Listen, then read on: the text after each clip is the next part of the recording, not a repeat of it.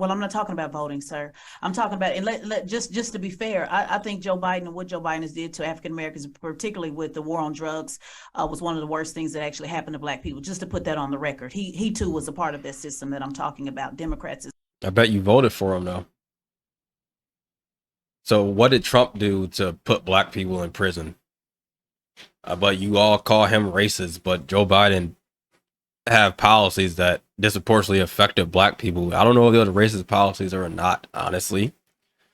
They could have been just policies that was hard on drugs and black people was bigger users of the drugs. I don't know. But if they were racist, you still voted for them over a president that doesn't have a racist past.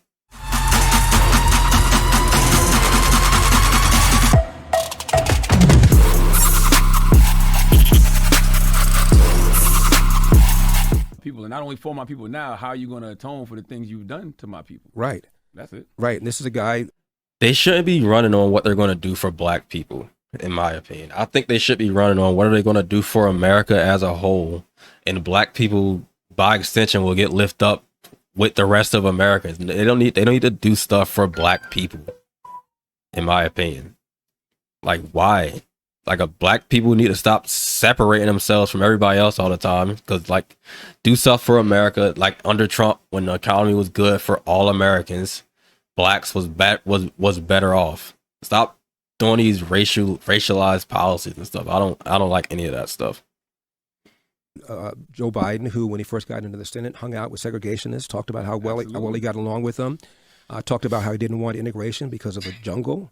This guy has made all sorts of insulting things to black people, and his policies right now are hurting black people. Inflation hurts the people at the bottom more than anything else. Letting a bunch of illegal aliens into the border are hurting black people more than anybody else, as I said earlier. He opposes school choice when he has his own kids in private school, and we lost a year, almost 2 years of in-school education in California because of COVID that he supported. I mean, this guy has done monstrous things to black people, and then for him to come in here and tell you how you ought to think as a black person, it blew my mind. As a person objectively who doesn't care about either party, when I just take a step back and I just look at everything that's happening, I see one party that seems still committed to democracy somewhat, and one party who's headed fast towards fascism. Again, how can you say the Democrats are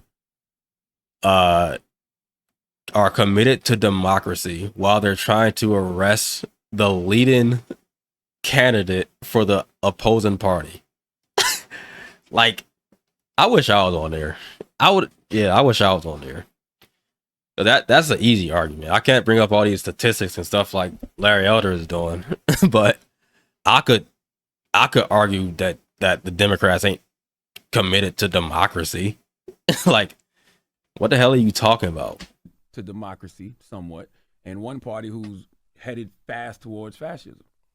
That's just my personal opinion. So who do you think I would vote for? Well, let's talk about fascism, since I assume you're talking about election denying. In 2000, when George W. Bush won the election over Al Gore, the Democrats, the first week of January 2001, tried to overturn the results in Florida. 2004, George W. Bush gets reelected. Democrats, including Benny Thompson, the chair of the January 6th committee, Jamie Raskin, a member of the January 6th committee, joined with 28 other House Democrats and Senator Barbara Boxer to overturn the results in Ohio, claiming without any evidence that the Debo voting machine had been hacked. 2016, January 2017, Democrats challenged more states trying to get the election overturned that elected Donald Trump. Then Donald Trump challenged the first week of January in 2021. Nobody accused them of undermining our republic. Nobody accused them of being fascists. They exercised whatever means they could to try to win the election. I want to remind you that Hillary Clinton advised Joe Biden during the 2020 election, if it is a close election, quote, do not concede under any circumstances, close quote. Donald Trump used whatever legal means he could, advancing some novel legal theories to try to stay in office, and he failed. But I don't blame him for trying. Yeah, but it's not just election denying. It's the disdain of women and fear of non-standard gender identities and sexual orientation. Disdain for women. Galvanizing of popular rage against cultural elites. It's nationalism based on dominant, superior race and historic bloodlines. Like, there's a lot of things that Republicans are doing. Well, what about Joe Biden going to Howard University, as he did recently, giving a commencement speech, Charlemagne, and he said the number one threat to the homeland was white supremacy. Really? The FBI said that. The Anti-Defamation League keeps. So now you care about what the FBI say. You just like these people are. People are killed by extremists, no matter the race of the extremists, every year. Last year there were 25. As I said, in 2020 there were 11,000 blacks who were murdered, almost all murdered by other people, not murdered by white extremists. It's a lie to say white extremists is a big problem in America. It's a lie. It's what Democrats do to get black people angry. The FBI said that. It's what Democrats. Fine. I don't agree with that. The number one threat to the homeland is a large number of people who are engaging in criminal activity. And what Democrats do is tell black people racism, racism, racism. They trot out David Duke or some other facsimile every 4 years to tell black people, vote for us because, after all, we're the party of racial justice, social justice, and equity. And these dastardly people over there, these Republicans, are the party of Jim Crow and slavery, even though it was the Democratic Party that was the party of Jim Crow and slavery. So why should black people rock with the GOP then? Like, what are the reasons? Economics? Yeah. I had Tavis Smiley and Cornel West on my radio show once, Charlemagne. And I told Tavis and Cornel West that under Ronald Reagan, black adult unemployment fell faster than white adult unemployment. Mm-hmm. Black Hispanic unemployment fell faster than did white unemployment. Black teenage unemployment fell faster than did white teenage unemployment. Black businesses were created at a rate faster. Their revenues grew at a rate faster. And they both told me that I was wrong and that they would have the data on my desk by Monday. That was 15 years ago. I know the mail is slow, but it seems to me they should have given it to me by now. Again, Donald Trump presided over the best economy ever for black people, lowest unemployment. And it seems to me the number one reason that most people vote is because of the economy. We have had 40-year historic high in inflation. We've had gas prices that are now about 40% more than what they were when Joe Biden came into office. And we have about 7 million illegal aliens in our country. And the bulk of the suffering because of these illegal aliens will be borne by black people living in the inner city. Those are three reasons alone not to vote for the Democratic Party and to vote for the Republican Party. And by the way, I'm not voting for a fishing buddy. It's not because I like Trump or like him personally. I'm voting for policies. And I don't really care whether or not his personality offends people and he does bad tweets. Maybe it might be better for our society if he were more polite. I don't know. I don't care. I'm not voting for a fishing buddy. I'm voting for somebody to keep taxes low, keep regulations low, to secure the borders and keep us out of unnecessary wars. Would it be fun to have money in a fascist country, though? To be black and have money in a fascist country? Or to be anything other than a white I don't agree this is a fascist country. It's always better to have money than not to have money. All right. Anything else, Tess? He just said all that stuff. He gave you three reasons, and you didn't acknowledge any of them. Like,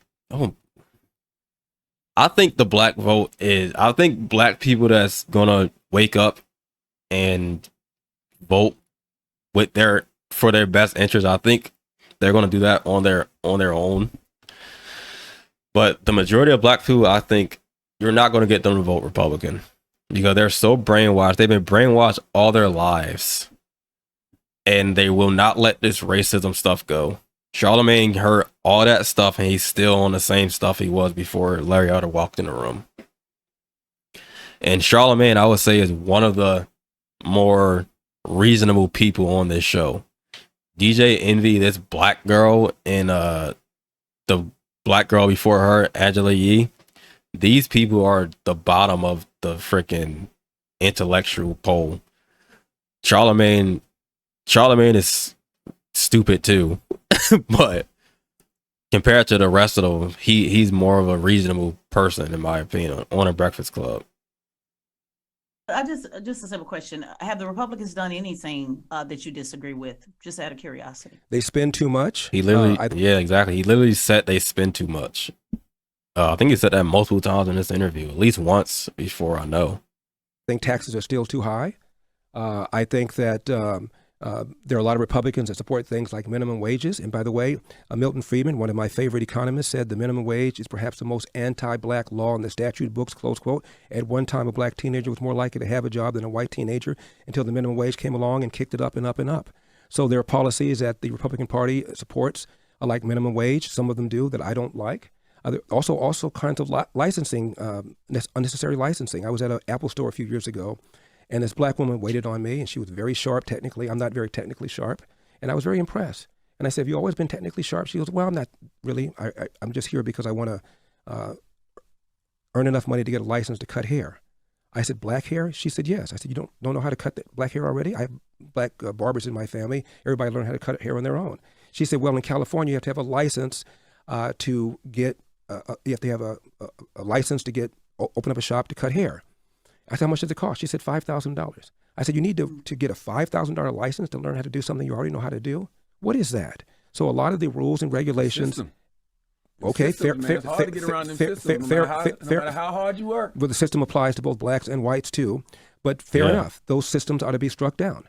So there are lots of things Republicans do that I don't. Well, it's not just cutting hair. You know that. You know they have to train how to learn with diseases and to make sure your clippers are clean and make sure certain things that you have to follow certain protocols so that you can be a barber, so that you can make sure that the community is safe when you're doing these protocols.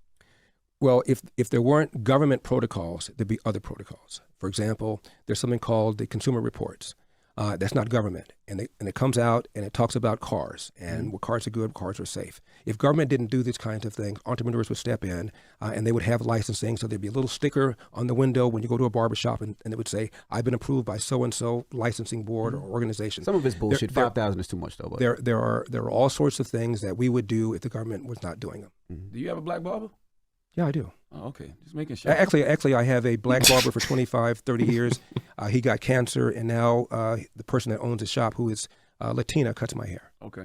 I do want to ask you one final question. When do you think systemic racism ended? Since you said it don't exist anymore, when did it end? I can't come up with a specific time, but Civil Rights Act. Can we? Civil Rights Act of 1964, Brown versus Board of Education, the Loving versus Virginia Act that struck down race mixing. You couldn't, for 13 states, you couldn't marry a white woman. Again, I think that when Barack Obama got elected, it was a big deal. When Obama got elected, this is really important, he got elected with a little more than 52% of the vote. He walks into the Oval Office the third week of January. He had a 70% approval. Now, how can that be? How can 15% all of a sudden support this man? It wasn't because they wanted capital gains taxes raised, which Obama promised to do. It wasn't because of Obamacare, which Obama promised to do. It's because many Americans said, at the very least, he'll stop the nonsense that America remains systemically racist. And for 8 years, in my humble opinion, he played race card after race card after race card. So when he entered the Oval Office, both blacks and whites thought race relations would get better. When he left, both blacks and whites thought they got worse. Why? Because he did things like the Cambridge police acted stupidly when they didn't. If I had a son, he looked like Trayvon. When what happened to Trayvon had nothing to do with his race. He embraced Black Lives Matter. He invited Al Sharpton in the White House over 70 times. He said that racism is in America's DNA. He said all sorts of things so that when he left, both blacks and whites thought race relations got worse. Right, but sir, this is where and we can just agree to disagree, because you're mixing race relations and voters, what voters decided to do, who might just be very good people that decided to elect a black man, confusing with institutional system racism. And those are just two totally different things. And it's okay if we just agree to disagree. I'm talking about structures, not what voters did, or, voters wanted to see better race relations. We're talking about structures, the same structures that you referenced several times that have also spited you. So that's Joe Biden, for example, when Georgia reformed its law, said it was worse than Jim Crow. It's Jim Ego. More blacks voted in Georgia than ever before. The percentage of blacks increased.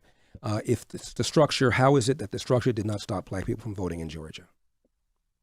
Well, I'm not talking about voting, sir. I'm talking about, and just to be fair, I think Joe Biden and what Joe Biden has did to African Americans, particularly with the war on drugs, was one of the worst things that actually happened to black people. Just to put that on the record, he too was a part of that system that I'm talking about. Democrats. I bet you voted for him though. So what did Trump do to put black people in prison? But you all call him racist, but Joe Biden have policies that disproportionately affected black people. I don't know if those racist policies or not, honestly.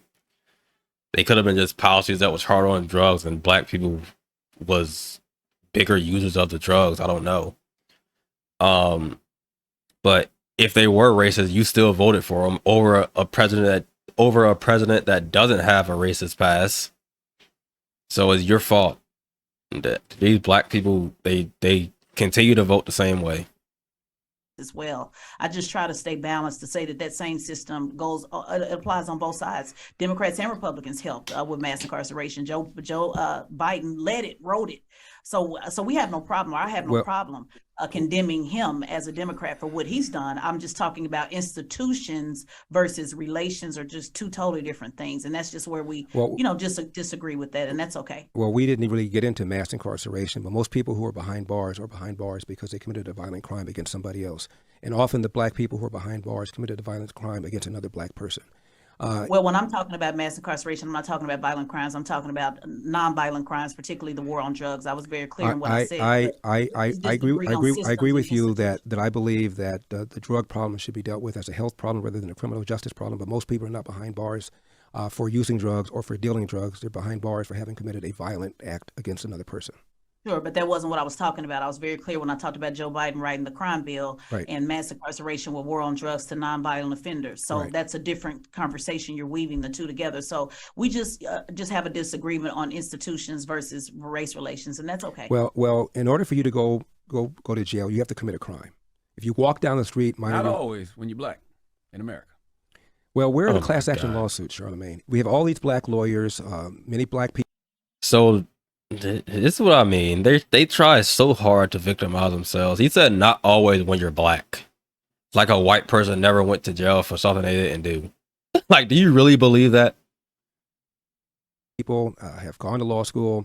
Where are the class action lawsuits claiming that a bunch of people are behind bars illegally, wrongfully? Where are they? So you think everybody that's behind bars? I didn't say that. I didn't say that. Why don't you answer my question? Where are the class action lawsuits? Well, you got to need money to do class action lawsuits.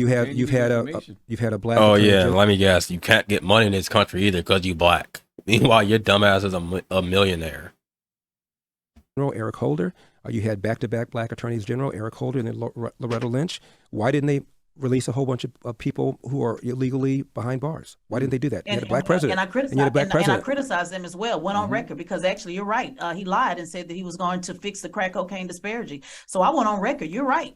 And guess what? Guess who he works for? The system. So he's just a blackface that works for the system at the time. So again, we just disagree on systems and institutions versus black faces in high places. Well, the disparity has been rectified. Now you go to jail for dealing powder as you do for dealing crack, and at one time there was a disparity. No, you go to jail, but the ratio's not the same. Well, because the dealers are not the same. For example, there are more white people behind bars for drunk driving than there are black people. There are certain categories of crime that whites commit. Mr. Elder, you're first depends on the drug. Okay, so all right, Charlamagne, is the system racist against white people because there's more white drunk drivers in jail than black drunk drivers? Right? They never acknowledge they never acknowledge the statistics that lean in the other way, but they only acknowledge the ones that they can paint the narrative that they're victims on. So is the system racist against white people? I want to know.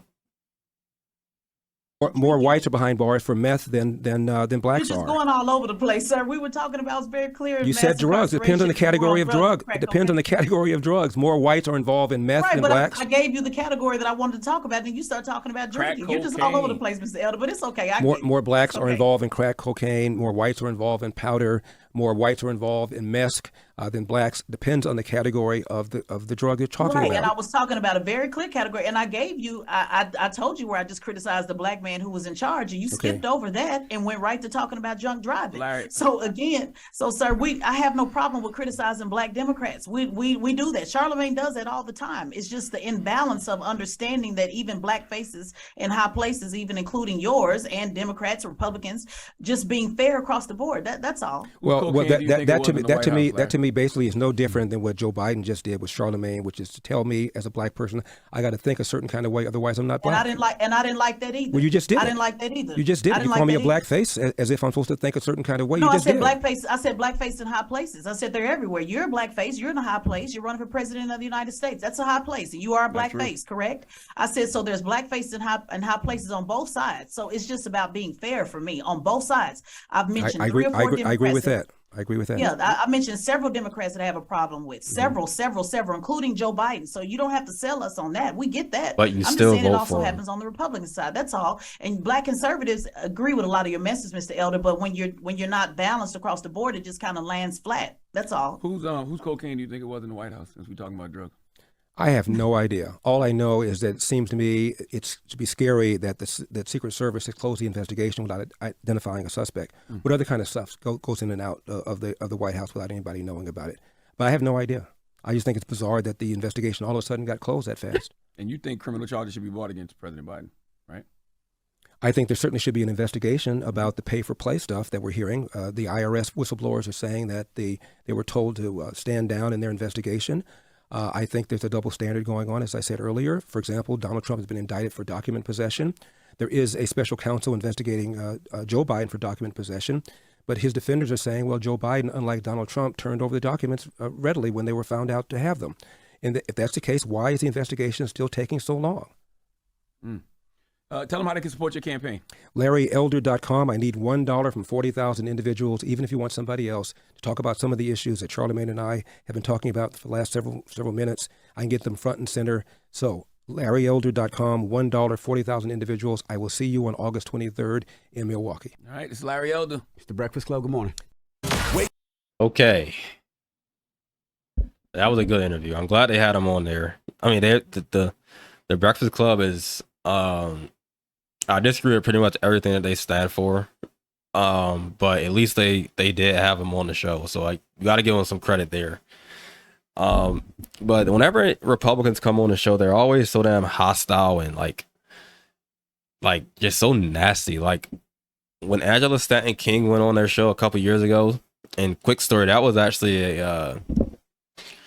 that interview was one of the reasons why I started to become more conservative politically, was from that Angela Stanton King interview that the Breakfast Club did. I used to listen to the Breakfast Club. Like I used to listen to them every day when I was working, and Angela Stanton King went on there, and she was just destroying them with just logic and facts about, because she was supporting Trump at the time, and she still is, but she was supporting Trump and she was just destroying them on the show. Charlamagne was actually one of the more reasonable ones in that conversation too. But yeah, so they do have people on the show, and I think that's at least a good thing. But yeah, Larry Elder killed it. I don't know how he have all them stats in his head. Like I wouldn't be able to remember all that stuff. But yeah, I hope you enjoyed the video, and like, comment, subscribe, leave your thoughts below, and I'll see you in my next video.